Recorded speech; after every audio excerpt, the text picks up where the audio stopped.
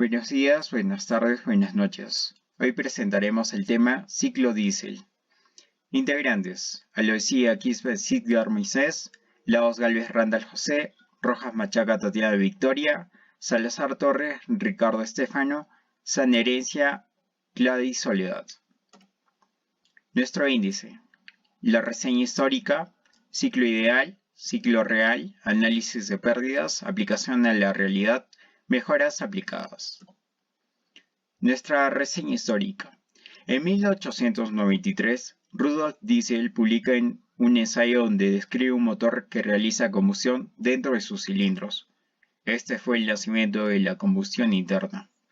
Diesel crea un motor de combustión interna, que casi le cuesta la vida al explotar durante la primera prueba. Diesel continúa con su trabajo y su fama empieza a crecer. En 1894, Diesel patentiza su descubrimiento y demuestra por primera vez que es posible encender el combustible sin utilizar una chispa como anteriormente se había visto. En 1897, Rudolf realiza la primera prueba exitosa de este motor. Presenta su invento al mundo científico en la Asamblea General de Ingenieros Alemanes, el cual consumía mucho menos y alcanzaba potencias muy superiores. En 1898, el gobierno le concede la patente y con 40 años Diesel ya era millonario. En 1922, Rudolf Bosch diseña la bomba de inyección para proporcionar al motor diésel la velocidad deseada, aumentando su éxito. Como vemos, aquí podemos apreciar las fotografías de Rudolf Diesel y Robert Bosch, que próximamente los motores Bosch son los que se utilizan actualmente en los motores que se presentan en la marca de Porsche. Muchas gracias. El ciclo ideal. Para moldear el ciclo ideal debemos utilizar 6 pasos, 2 de los cuales se anudarán mutuamente son el proceso de admisión y el proceso de escape, ¿no? Bueno, lo que tenemos en el 1.2, que viene a ser lo que es la compresión, viene a ser de acá a acá, que comprende, la temperatura y presión ha aumentado, la compresión adiabática, ¿no? Ahora, de 2 a 3 viene a ser la combustión, que viene a ser esto, que es la combustión progresiva isobárica, presión constante, porque poco a poco la zona que sufre mayor presión se va quemando y transmite esa energía para ir quemando el combustible. Ahora, tenemos lo que es de 3 a 4, que es la expansión, que viene a ser esto. La temperatura va disminuyendo, hay una expansión adiabática y el calor es igual a 0. Ahora, el siguiente es el enfriamiento, que es de 4 a 1, que viene a ser esto, que hay un enfriamiento con proceso isocórico y volumen constante. Pero bueno, ahorita lo vamos a ver más resumido en el siguiente imagen, ¿no? Bueno, acá podemos observar que del 1 al 2, la entrada de trabajo, pero el calor, o sea, entra el trabajo, pero el calor es igual a 0. De 2 a 3, el calor es de entrada y el trabajo de salida. De 3 a 4, el trabajo es de salida y el calor igual a 0, ¿no? Y de 4 a 1, que viene a ser el calor de salida. Ahora, en lo que es la relación de calor, acá que es el calor específico, a presión constante sobre el calor específico a volumen constante, considerando a 1.4, que debe ser 1.4. En lo que es la relación de compresión, es el volumen máximo sobre el volumen mínimo, es decir, el volumen del 1 o volumen sobre 4 sobre lo que es el volumen de 2, ¿no? Que es este de acá. Bueno, y lo que es la relación de combustión, que es en este caso, es el volumen de 3 sobre el volumen de 2. Con esto hallamos el rendimiento, ¿no? Que sí lo dice, que viene a ser que es esto de acá, que es 1 menos la relación de combustión elevado a la K menos 1 sobre lo que es K por la relación de compresión de K menos 1 por la relación de combustión menos 1, ¿no? Acá podemos tener lo que es observar algunas ecuaciones adicionales, ¿no? Como por ejemplo el proceso adiabático de 1 y 2 y 3 a 4, donde la presión volumen K inicial es igual a presión, volumen elevado a lo que es K final, ¿no? Y también tenemos lo que es la temperatura volumen K-1 es igual a la temperatura volumen K-1 final, ¿no? Ahora, en lo que son las ecuaciones de gas ideal, viene a ser la presión por volumen es igual a la masa por la constante de los gases por la temperatura. Y este de acá viene a ser lo que es la presión por el volumen sobre la temperatura inicial, que es igual a la presión por el volumen sobre la temperatura final. Ahora, las ecuaciones complementarias están, como vemos, hay tres. La primera viene a ser que es un proceso isobárico, este de acá que es isocórico y este de acá que es isocórico, ¿no?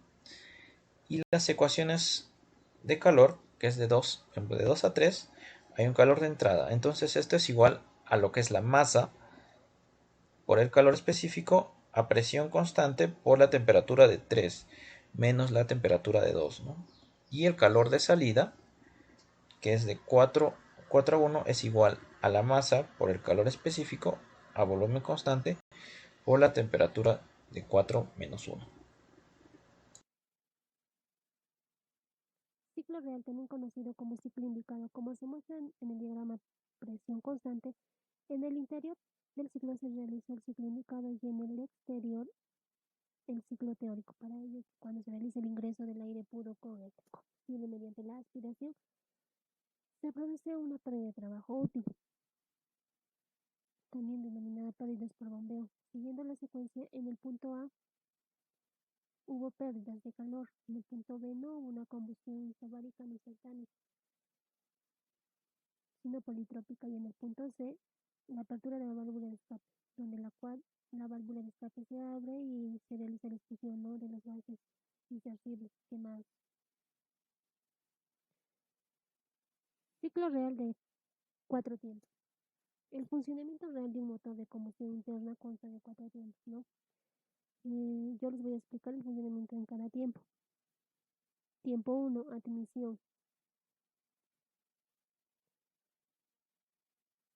lo cual la válvula de admisión se abre, donde ingresa la mezcla del aire con el combustible al cilindro, la cual va a generar el giro en el motor, y la válvula de escape se mantiene cerrada.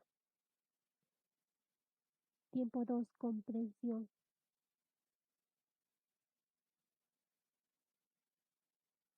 La válvula de escape continúa cerrada y la válvula de admisión también. La válvula de admisión se cierra,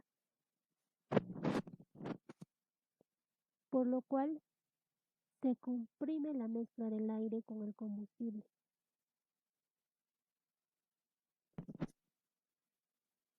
Tiempo 3, expansión.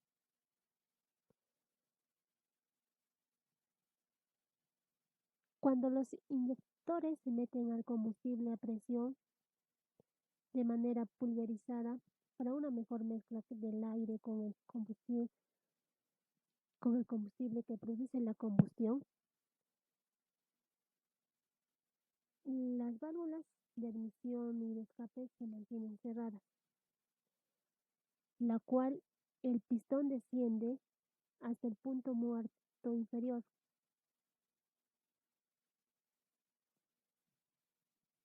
Tiempo 4, escape. Al llegar al punto muerto inferior de las válvulas, la válvula de admisión se mantiene cerrada y la válvula de expansión de escape se abre, por la cual salen ahí los gases interiores que están quemando. Bueno, ahora vamos a hablar sobre la comparación de los motores del ciclo diésel y Otto. El ciclo diésel, comúnmente llamado motor a gasoil, y el ciclo Otto, comúnmente llamado motor a gasolina. Primero, cabe recalcar que ambos tienen una relación, y es que son motores de combustión interna, ya que realizan su combustión dentro del cilindro utilizando una cámara de expansión aparte para hacer su ciclo. La importancia de ambas es que son máquinas donde su función es la de convertir la energía química de los gases quemados en energía mecánica aprovechada por el motor. El motor del siglo diésel es el que trabaja por compresión. Aquí se abre la lumbrera de la válvula de admisión, permitiendo que el cilindro se llene de aire. Luego se cierra la válvula comprimiéndola. La temperatura aumenta entre 500 a 700 grados centígrados. Este trabaja con un inyector que al tener la temperatura a ese grado pulveriza el gasoil y hace la explosión, que es la eficiencia que necesita el motor. Igual aquí, en el siglo Otto se abre la válvula de escape, pero el aire viene con una mezcla llamada gasolina. Esta se comprime igual, pero aquí actúa una bujía, que es la que da chispa para que inicie así el siglo. Bueno, ahora hablaremos sobre el diseño de la cámara de combustión del motor diésel. La cámara de combustión es el espacio comprendido entre la cabeza del pistón en el punto muerto superior al final de la carrera de compresión en relación a la base de la culata. Todo ese espacio es la cámara de combustión. En los motores del siglo diésel vamos a encontrar la inyección directa y la inyección indirecta. Vamos a hablar sobre la inyección directa. La culata, como vemos, es plana. La cámara de combustión se va a dar en la cabeza del pistón. El combustible directamente se va a inyectar sobre la cámara de combustión. También tenemos que tener presente que la presión de inyección en los motores de inyección directa va a ser mayor en relación a los motores de inyección indirecta. Como vemos en la inyección indirecta, en el cuadrado podemos ver la precámara que está en la culata. Esta equivale del 25 al 40% del total del volumen de la cámara de combustión. En el rectángulo podemos ver la cámara principal que está en el émbolo. El diseño de cámara de combustión del motor Otto. Pues bien, toda esta cámara va a estar ubicada en la culata. Por lo tanto, una diferencia sería que estas son de mayor tamaño en relación a las cámaras de motores de diésel. Pero aquí podemos ver una gran relación. Mientras más grande va a ser la cámara de combustión, la relación de compresión va a ser menor. Y aquí surgió una pequeña pregunta. ¿Por qué los motores a gasolina no se realizan con cámaras pequeñas? Pues bien, simple.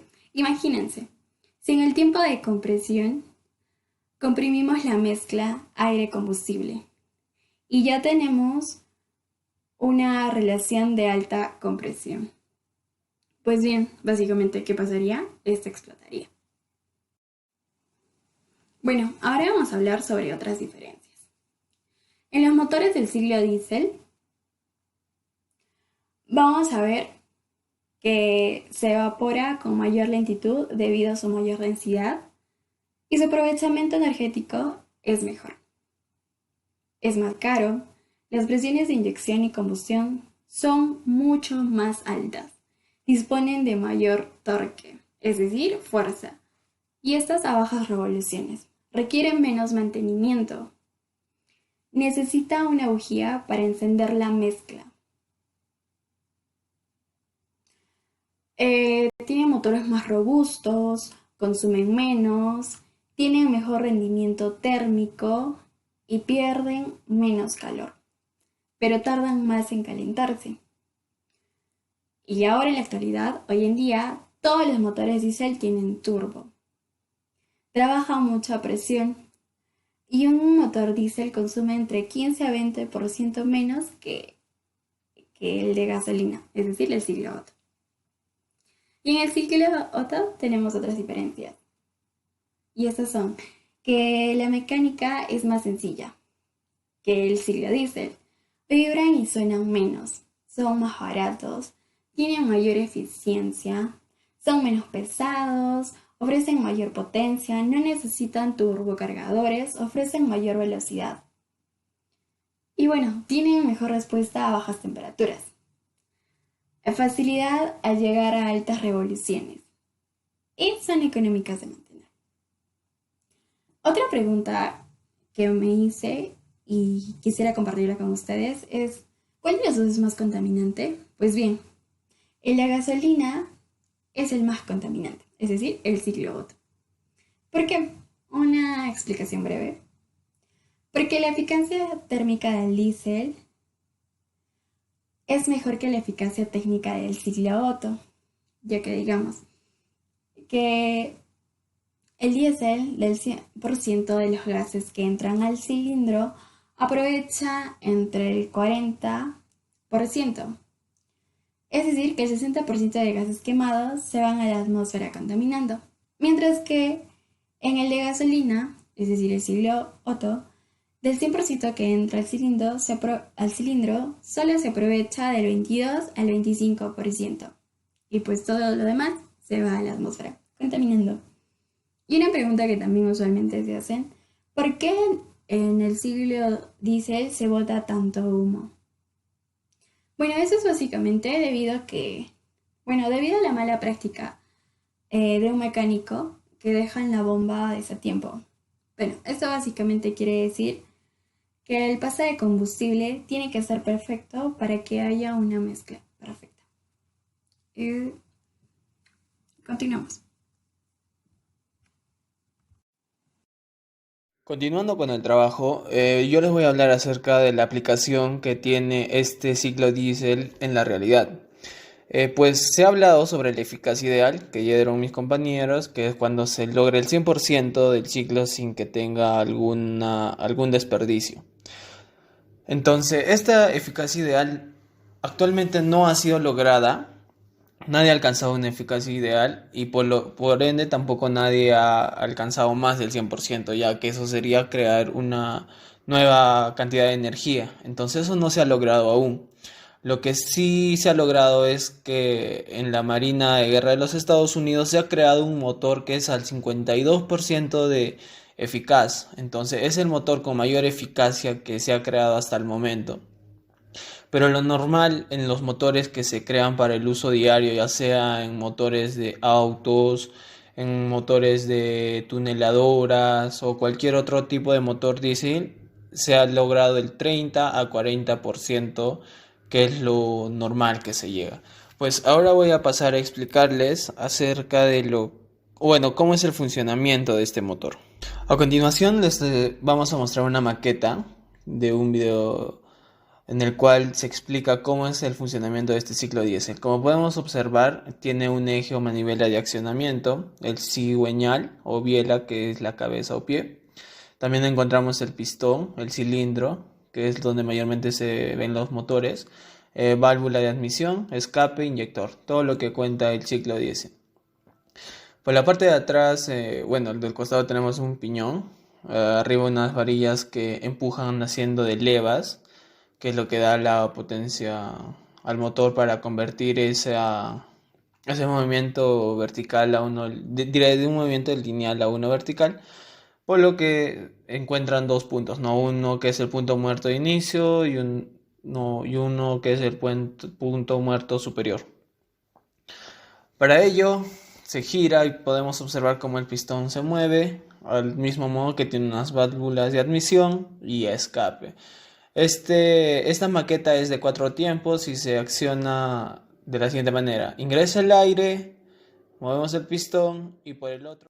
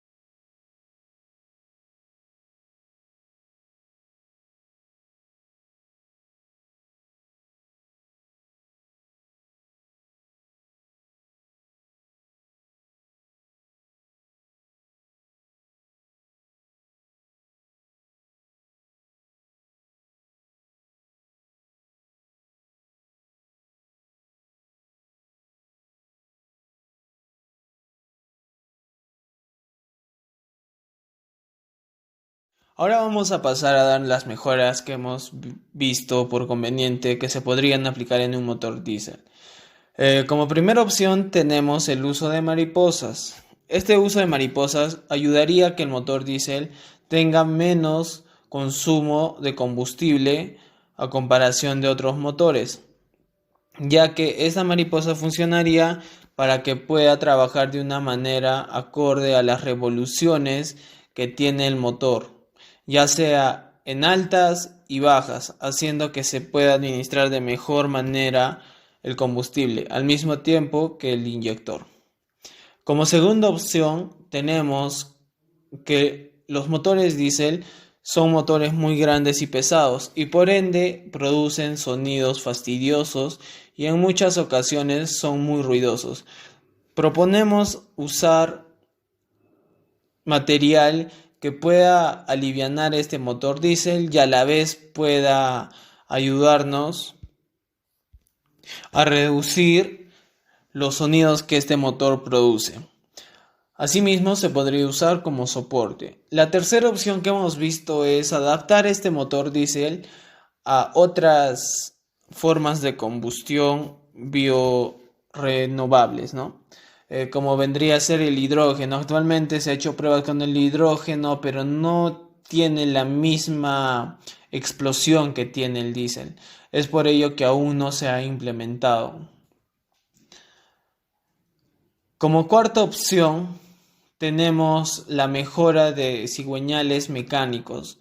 Estos cigüeñales hasta la fecha tienen el mismo funcionamiento que hace años, con la diferencia que en muchas ocasiones se aumentan los cilindros y es por ello que producen más potencia, más velocidad y es por ello que se mide, ¿no? Por 300 centímetros cúbicos, 1500, 1700. Entonces, nosotros proponemos de que se use mecanismos donde podamos reducir el número de cilindros, pero podríamos tener la misma velocidad o potencia. Esto se podría lograr adecuando el sistema de mecanismo, ¿no? Ya sea tal vez una forma de elipse o tal vez una forma en arco, ¿no? Tratando de que este mecanismo vaya por una dirección que dé menos ciclos, pero de más potencia. Bueno, eso sería en todo en función a las mejoras que hemos planteado y muchas gracias por su atención.